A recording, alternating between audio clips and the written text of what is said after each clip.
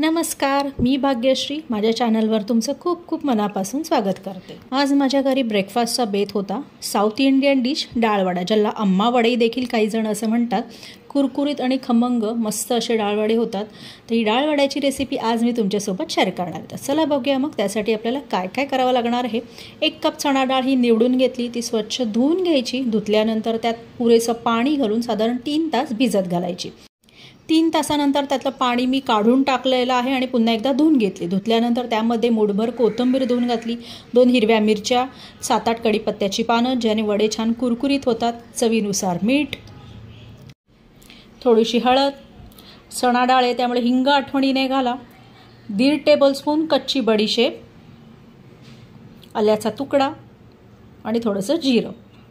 आता हे सर्व साहित्य मिक्सरला फिरवण्यापूर्वी मी एवढी साधारण डाळ ही बाजूला काढून घेतली आणि पाणी न घालता मिक्सरला भरडीशी वाटून घेतली। त्यानंतर यामध्ये मध्यम आकाराचा कापलेला कांदा घातला आणि जी डाळ आपण बाजूला काढून ठेवली ती यात घालायची। काय होतं, थोडीसा असा क्रंच मध्ये येतो, ज्याने वड्याला मस्त अशी चव येते।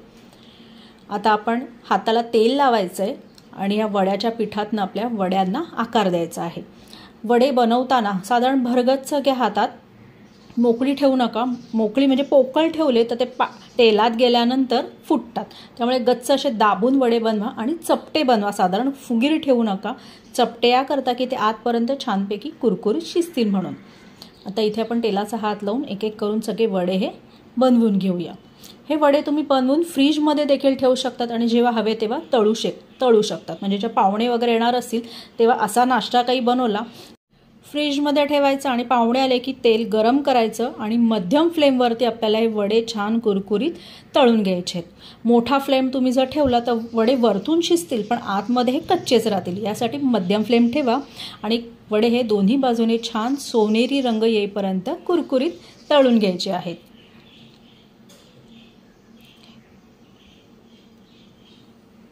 आपल्या वड्यांचा रंग तुम्ही बघाल आता छानपैकी बदललेला आहे। वडे छान सोनेरी झाले की ते आपल्याला तेलातनं काढून घ्यायचे। हे वडे अजिबात तेलकट होत नाही।